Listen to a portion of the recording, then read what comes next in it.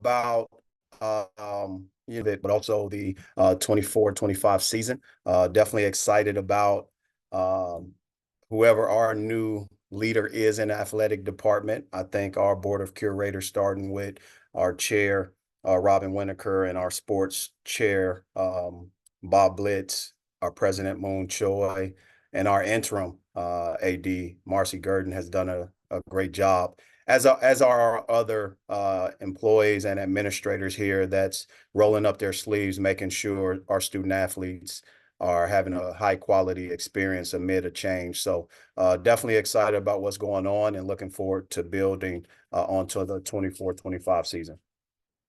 All right, questions for Coach Gates? Dennis, I know you're already looking ahead, but this is really the first time we've had a chance to talk to you since the season ended.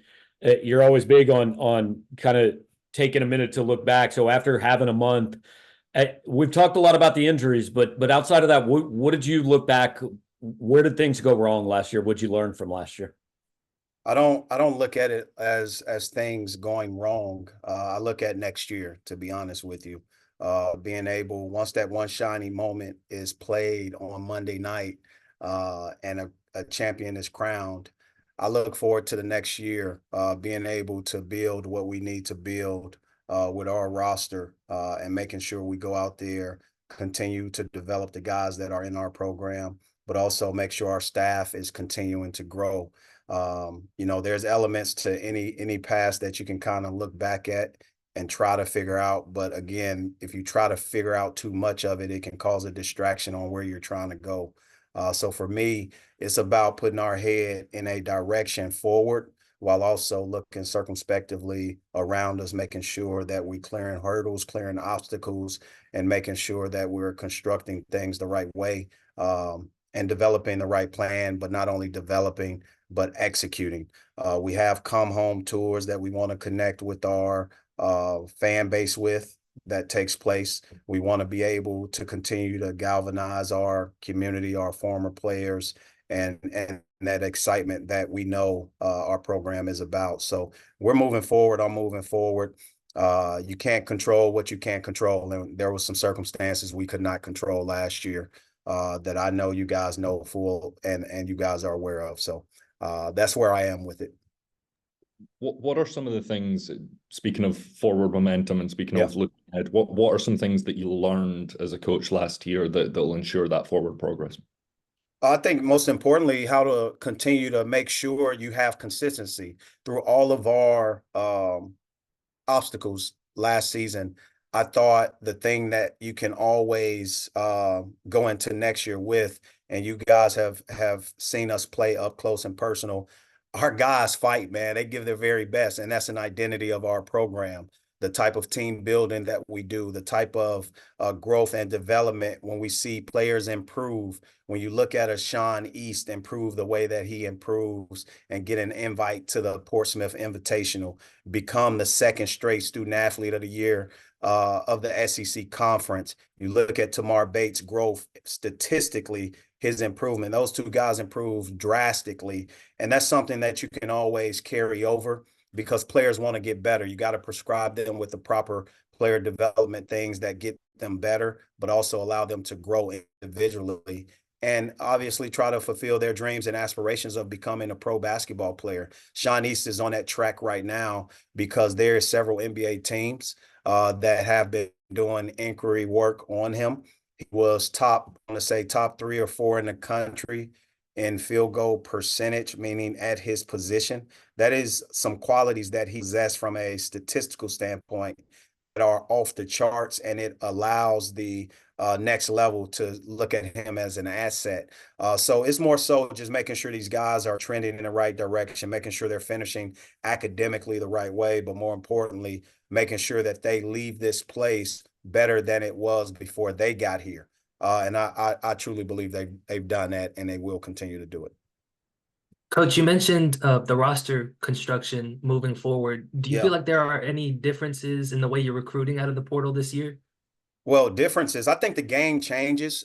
Portal has been forever changing landscape for student athletes and agents. they are impacted by NIL. There's impact at every single level. I think when you look at college basketball roster sizes and roster sort of commitments, you have to understand that it's no longer a 4-year, 5-year plan for guys. It's a 1 or 2-year plan.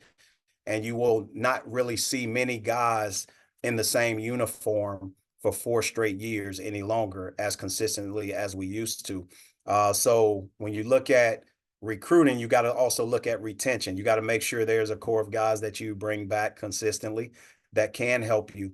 And more importantly, when you construct, you have to make sure that certain things are applicable, meaning the talent, the blending of talent, but also the background checks to making sure that you have the right kid in your program that can obviously be a leader, and not only be a leader, but they can adjust and have some assimilation to the community, because at the end of the day, they still have to be students. And that's the one thing that we have to understand. So it's forever changing landscape. And that changing landscape is going to be that way until there's regulation that takes place. And right now, in this cusp of a time where we're dead in the middle of the evolution and we don't know what it will into, we got to understand that we got to be right there hand in hand, trying to make it for the better. Dennis, I want to know if you had any thought or opinion of the current change of landscape coaches in the SEC with John Calipari coming from Kentucky to Arkansas, and then Kentucky earlier today, bringing in Mark Pope from BYU. So just any thought on, those two big moves? Yeah, I think that's a great question. When you look at our conference, there are a lot of great coaches. I had an opportunity to play against Coach Pope at BYU when I was at Cleveland State. I know their AD well. He was the former football coach at Cal when I played basketball at Cal. But when you look at what that program has done, he's a great guy, great coach. I have nothing but positives when it comes down to my experience. He played at a high level. He played the game at a high level, and he coaches the same way. And he's a graduate of Kentucky. So the other part of it is I'm just thankful that our conference didn't lose a coach of the caliber of a Hall of Famer in John Calipari. And he's still within our conference, because at the end of the day, yeah, we're institutions, but we do represent a conference, and that's the SEC. So the competitive part is it'll be the same. We did lose a good coach in Eric Musselman outside of the conference, and we have to take note of that. But it just goes with the changed landscape of college sports, college basketball. I wish them luck. Whatever they do, there's going to be challenges and obviously different things at every job, no matter what it is. And I'm just thankful here at Mizzou, because that's where my 2 feet are, that we have the infrastructure to do special things. And I'm excited to not only be a part of the SEC, but to be here at Mizzou as a Tiger. Dennis, you mentioned during the season that we could discuss Caleb Grow and John Tonje after the season. I was wondering if their process for a medical red shirt has begun, and if you expect them to return to the program. Yeah, so the most important thing with their medical history is that they didn't pass or surpass the threshold to get the waiver. There should be no issues. We've started that paperwork immediately after the season for their extra year. And that's the most important part. Shouldn't be any hiccups, because we have taken measures with our clients, but also with our trainers and doctors to document what was needed to be documented in a way that helps with integrity to make sure that these guys are protected in a certain way. So there shouldn't be any issues with them extra years. Coach, when it comes to retention, just what have the conversations looked like with the guys who you're maybe almost having to kind of re-recruit or keep around the program to have them coming back? Every college coach has to re-recruit their own guys because there's a changing landscape. It's normalized to see transfers for different reasons, but also for the reason of kids wanting earlier success. Sometimes there's an evacuation that takes place for young people in the journey of being improved players, and sometimes the evacuation button is hit early. Sometimes it's not hit at all. The most beautiful thing that I can tell you when it comes to that is we still have May 1st as the deadline of the portal. So any roster, including ours, can continue to change until that deadline from a perspective of graduate transfers, right? If you are a graduate transfer, it can change before then. Also, the flexibility throughout the year. That doesn't mean kids won't transfer after that deadline. The most secure thing that we can all, as coaches, count on is that our roster will be the same as soon as September comes, as soon as the first day of classes come. That's when we actually will know what our team looks like, because the rosters can have additions and it can also have subtractions. So it's just a new landscape that we have, and we all have to be prepared for the inevitable or even the worst case scenario to make sure we have certain things covered on our roster, but also that you have recruiting, meaning relationships with the players that are in your program. Dennis, on what you're looking to add, obviously we know you already got Jacob Cruz. Can you give us an idea what you're going into the portal looking for, whether that's numbers, certain positions, whatever? Well, I'll talk about first our freshman class and then our transfers, right? And then I'll get into what else we're looking for. Is that okay, guys? So our freshman class, you look at Honor Boateng. He's an unbelievable young man who's representing us in a prestigious game, Nike Hoop Summit on the international side. And when you look at the types of players that was in that game, I think he will be possibly the first who have played on an international side in the Nike Hoop Summit. I'm not sure, but if history says it, I'm sure he possibly is. And it's a short list. And then there's a short list of American players. So I'm excited about him. In addition to his talents of playing a saxophone, you guys heard what we were able to do on this visit. Not only that, I challenged that young man to play the national anthem at one of our games. And that's one of the things that I think you should look forward to. Peyton Marshall, who got invited into the Capitol Classic, unbelievable young man. Great kid, great personality. You guys will love this personality. Okay, there is not one room and proud. Been tremendous in his development game, where he's continuing to trend in the right direction. Marcus Allen will also be in the Iverson Classic game. Kid from Miami. He's one of the best two-way players that we have had in high school come here. Great defender. His defense is ahead of his offense right now. But again, when you look at what he and the intensity he's able to play with, it's been great. So we are excited about those guys representing Mizzou basketball in those games. Add Trent Burns to the list. Trent Burns, obviously, the development that he's taken over this course of a year. T.O. Barrett, you guys have seen him play in some of those classic games on ESPN. I'm excited about this class simply because it's a very versatile class, but they're great kids, great people, and they want to be here. And I'm excited about them. Possibly some will come earlier for some voluntary status in May when their school is over. And some will have to wait until June 1st, June 2nd, until they can start up. So that's the plan of them getting here so we can acclimate them, but more importantly, continue to move forward. Now, when it comes to the portal, we have signed Jacob Cruz. We're excited about him. He's a top 20 finisher in shooting, ranked 19th nationally with 41.4% or 0.5% from the three, but also he's one of college basketball's top 10 in efficiency. Again, college basketball's top 10 in efficiency in the country. So having him already in the program, adding him to the guys that will return, I'm excited about. The other pieces of the puzzle that we have to attack is obviously sort of point guard play when we look at Nick Honor, Sean East's departure. The other part, I think, is more of a combo guard, meaning guys that can really get it off the bounce and score. You look at our size, meaning big wings, guys that can, with the athleticism, be two-way guys, but also be guys that played at a high level, but also the hybrid forward spot with more perimeter orientation and things like that.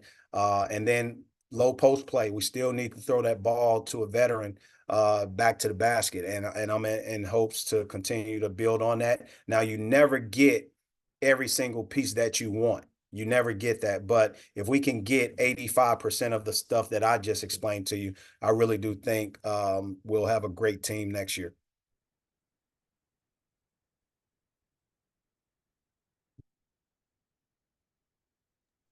Yeah, Coach, just to go back, we talked about player retention. On the flip side of that, you had a couple players head out through the portal. Are you anticipating more movement on that front in the next couple of weeks? Yeah, I mean, at the end of the day, you have to look at and understand college basketball. Um, Sometimes players invite themselves into the portal. Sometimes coaches get to invite you in the portal as well. So it's a two-way street. I'm excited about the path that other guys have taken.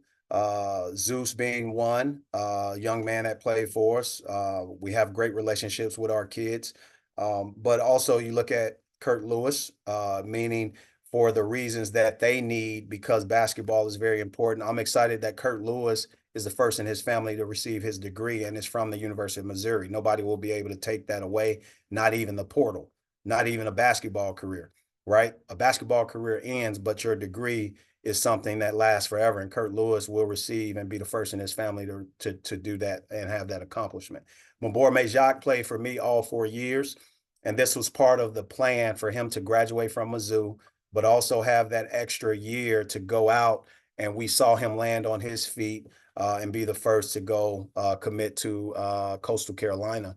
And there's not a time that he didn't consult with us during our recruiting process, but we're excited of his future success. Now, I don't know if those are the last kids or not. I have no clue. But again, that deadline is May 1st, and I'm just excited about where those kids are landing. No matter what, I will always be their coach, no matter how many years they've played for me or not. But this is a fact. College basketball is in such a change that if you fast forward 25 years from now, former student athletes will be invited back to alumni weekends, and the normalcy of it you'll have guys go to 3 or 4 alumni weekends, and they'll have to show their children and their wives 3 different places that they've played at. So you look at that part and you have to understand we're just in a change. It's normalized, but more so we always want to see young people that we develop successful, and that's what we're able to see. Yeah, Coach, you just added Rob Summers to your staff. What are you hoping he'll bring to the program? Well, what I know he'll bring to the program, Rob Summers is a tremendous coach. He's a future head coach. He's one of the guys I hired. He was my right hand at Cleveland State for 3 years and behind our success. He went on to become an associate head coach at Miami of Ohio for Travis Steele. But more importantly, he was able to run that program in a way that allowed him to continue to grow and prosper. I truly believe his next job after Mizzou will be a head coaching job. No different than when we look back at our first pitcher at Cleveland State. You have Drew Joyce III, who's now the head coach at Duquesne. Those things are important. And those are the things that we spoke about when we first hired them and we became staff members in Cleveland. But Rob Summers will bring post development, right? He's a 7-footer. He played the position. You guys saw the references, meaning the people that sort of had great words to say. You look at Joe Mazzulla, you look at Mike Gansey, you look at 2 Hall of Fame coaches, right? 2 Hall of Fame coaches that he played and worked for. Those things are important when you look at the development of a coach, but also their background. Inside play is something that I know he will impact, especially with Trent Burns coming in, especially with Peyton Marshall coming in, especially with Jordan Butler here, and also inside play, whether it's Aiden Shaw inside or whomever else we bring in our program. You have to understand having a person with them that's played that position is very important. The other thing, he has great offensive innovation, great game planning, great prep. He's a great recruiter, great relationship builder. He's an ambassador for our university. He just got here yesterday. So we're excited. He was in his first workouts today, and you can see his impact already taking place. So I'm excited for not only him, but his family, his wife and 3 children joining our community here at Mizzou. Dennis, you mentioned a little bit about NIL earlier, and a lot of coaches have talked pretty openly about it. Not asking you for numbers unless you just feel like sharing them with us. But how do you feel about how how Mizzou has approached that in the first couple of years, and how do you feel like your program is positioned as far as that goes on the landscape? Well, I think as a state, we've been very innovative, very upfront and forward. I think there's a history in that. I just want to thank our state for being that way, most importantly. And we've seen the changes happen throughout the year, but also throughout the beginning of NIL. The other part of it is you look at our campus leadership and how they've always tried to stay at the forefront in that category. It's not possible without the people that give, though.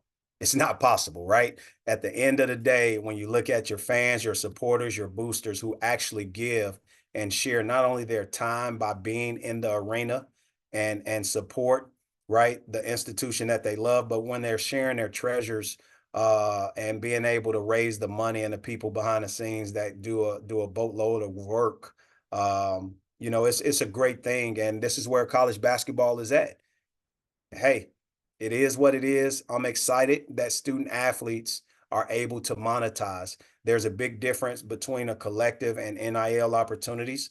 When the past president opened the door with this initiative, I don't think he could have conceptualized it morphing into what it is. But here we are as gatekeepers, and we got to continue to grow the game, continue to do things in an evolution and evolve.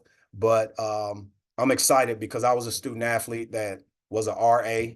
I was a student athlete that held multiple jobs. I was a student athlete that actually had work jobs to do, and it took away from some of the basketball activities. So I'm excited that student athletes are able, not just basketball, not just football, but student athletes as a whole are able to get ahead. Now, what I do hope is that the financial literacy and the different things are going hand in hand with those things that's taking place, and that our young people continue to grow because we're asking them to be adults a little bit faster, and the responsibilities. I hope long term we have stories in 20, 30 years of kids investing their NIL and becoming billionaires. I hope that takes place. I hope to hear stories of those things become of student athletes, former student athletes using NIL money to start a business, to not only start a business, but also become real estate moguls or whatever there is. But we can't be hypersensitive to, the student athletes who are probably not as responsible and they just spend their money. It comes with the territory.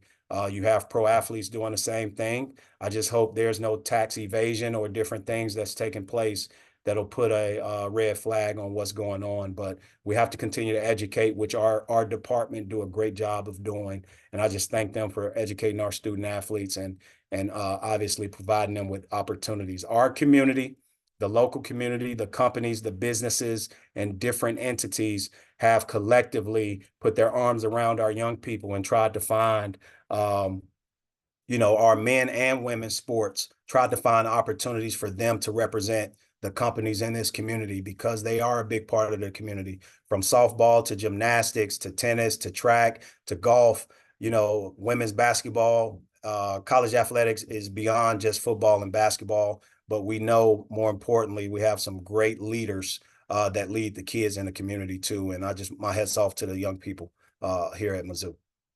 Time for one last question.